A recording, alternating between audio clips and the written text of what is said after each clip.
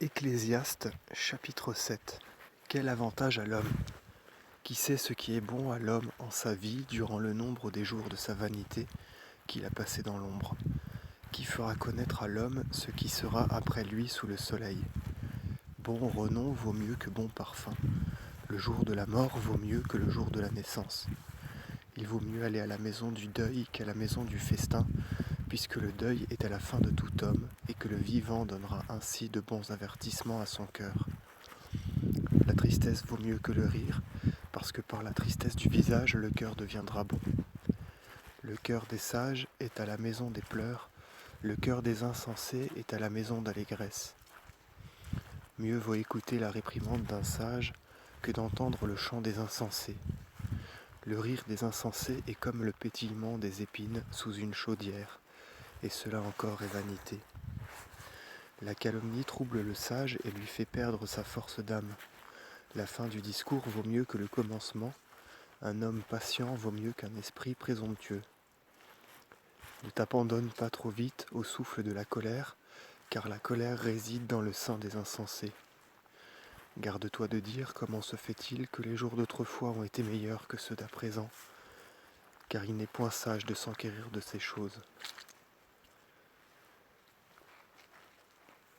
La sagesse est bonne, unie aux richesses, elle est alors profitable à ceux qui vivent sous le soleil, car on s'abrite à l'ombre de la sagesse comme à l'ombre de l'argent, mais l'avantage de la science et de la sagesse, c'est qu'elles font vivre celui qui les possède. Considère les œuvres de Dieu, car qui pourrait redresser celui que Dieu a courbé? Au jour de la prospérité, vis dans le bien-être, et prévois le jour du malheur. Prévois-le, car Dieu a fait telle chose concordant avec telle autre, à cause des propos des hommes, afin qu'ils ne trouvent rien à blâmer en lui. J'ai vu toute chose au jour de ma vanité. Le juste meurt avec sa justice, l'impie subsiste avec sa perversité.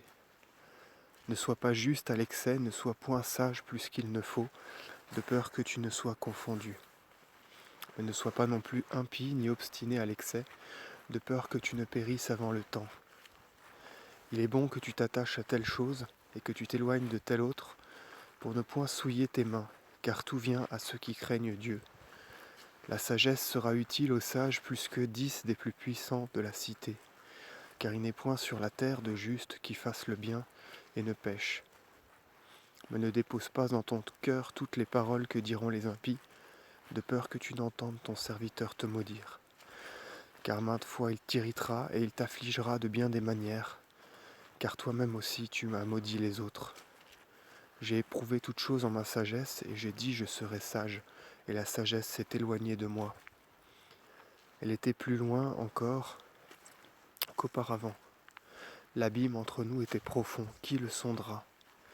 Pour moi, j'ai tourné autour de toutes choses, et j'ai appliqué mon esprit à les apprendre, à les examiner avec soin, à chercher la sagesse et la raison des choses, à connaître la démence de l'impie et ses agitations et son inquiétude. Et j'ai trouvé cette démence, et je la dis plus amère que la mort. De même est la femme que le veneur poursuit comme une proie, tandis que son cœur est un filet, et qu'elle tient des chaînes en sa main. L'homme bon en face du Seigneur fuira loin d'elle, et le pécheur y sera pris. Voilà ce que j'ai trouvé, dit l'Ecclésiaste, en prenant les choses une à une, pour en découvrir la raison. Mon âme l'a cherchée, cette raison, et je ne l'ai point trouvée. Et j'ai trouvé un homme sur 1000, mais parmi toutes les femmes, je n'en ai pas trouvé une seule. Seulement, voici ce que j'ai trouvé. Dieu a créé l'homme droit, et les hommes ont cherché une multitude de raisons. Mais qui connaît les raisons véritables? Qui sait la solution des choses?